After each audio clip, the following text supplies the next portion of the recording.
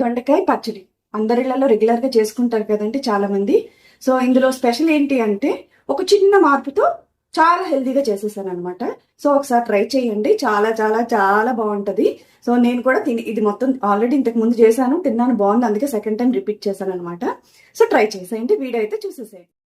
చిన్న మార్పు అని చెప్పాను కదండి, అది ఇదే అనమాట. 3 రకాల seeds, water melon, pumpkin and sunflower seeds. ఈ 3 కలిపి నేను ఒక డబ్బాలో వేసేసి ఉంచుతానమాట. ఇలాగే ఏదో ఒక విధంగా రెసిపీలోకి వాడుతూ ఉంటాను. సో అవి అయితే నేను ఈ రోటి పచ్చళ్ళలోకి వాడుతున్నాను. వీటితో పాటు నువ్వులు వేసుకోవచ్చు, పల్లీలు కూడా డ్రై రోస్ట్ చేసుకోవచ్చు. నేనైతే జస్ట్ ఈ సీడ్స్తో మాత్రమే డ్రై రోస్ట్ చేసుకొని మిక్సీలో తీసి పక్కన పెడుతున్నాను, చల్లబడాలి. ఆ తర్వాత ప్యాన్లోని ఆయిల్ వేసుకొని జీలకర్ర 1 టేబుల్ స్పూన్ వరకు వేసుకొని ఒక 1/2 కేజీ వరకు పైన దొండకాయలు చిన్న ముక్కల్లా కట్ చేసేసి వేసేస్తున్నాను. అందులోనే ఎక్కువగా పచ్చిమిరపకాయలు, స్పైసెస్ తగ్గట్టుగా పచ్చిమిరపకాయలు ఒక 10 పచ్చిమిరపకాయల వరకు వేసుకొని సాల్ట్ వేసేసి సిమ్ మీదే అలా దగ్గరికి మగ్గించాలన్నమాట, బాయిల్ అవ్వాలి. ఇది ఒక 50% మగ్గిన తర్వాత ఇప్పుడు ఇందులోకి టమాటాలు అవి తీసుకుంటున్నాను. నేను ఒక 2 టమాటాలు తీసుకున్నాను. అలాగే వెల్లుల్లిపాయలు, పచ్చి వెల్లుల్లిపాయలు వేసేసి మళ్ళీ కొంచెం సాల్ట్ వేసేసి మొత్తం కలుపుకొని అలా సిమ్ మీదే పెట్టేసి బాగా మగ్గించుకోవాలి. టమాటా తోలు ఊడిపోయే వరకు మగ్గించుకోవాలి.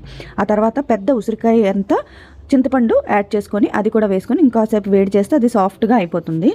ఇంకా ఈ లోపల మిక్సీలో వేసుకున్న సీడ్స్ అయితే లైట్గా బరకగా గ్రైండ్ చేసుకున్నాను, అవి చల్లబడిపోయి కదా అయిపోతుంది. ఆ తర్వాత మొత్తం ఈ దొండకాయలు వేయించి పెట్టుకున్నాం కదా, ఇదంతా కూడా మళ్ళీ మిక్సీలో వేసి ఒక 2-3 పల్సెస్ ఇచ్చాను. అందులో కొంచెం పచ్చి కొత్తిమీర వేసేసి కొంచెం పసుపు వేయడం మర్చిపోయాను పోపులో, అందుకని ఈ స్టేజ్లో ఉన్నప్పుడే పసుపు కూడా వేసేసి కొంచెం గ్రైండ్ చేసుకొని చిన్న చక్క ముక్క ఉన్నట్టుగానే గ్రైండ్ చేసుకొని ఒక బౌల్లోకి తీసేసుకుంటున్నాను. ఇది డైరెక్ట్గా ఇలా తినేయచ్చు, కానీ అందులో నేను ఇంకొంచెం పచ్చి ఉల్లిపాయలు వేసేసుకున్నాను, బాగా కలిపేసుకున్నాను.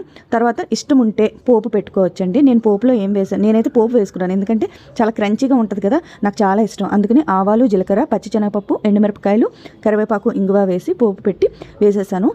సో తర్వాత ఇది అన్నంలో కలుపుకొని తిన్నాను. ఎంత బాగుందంటే ఇది నిజంగా చెప్తున్నాను, చాలా హెల్దీ వేలోని కమ్మకమ్మని దొండకాయ రోటి పచ్చడి సూపర్గా ఉంది. నచ్చితే మీరు ట్రై చేయండి.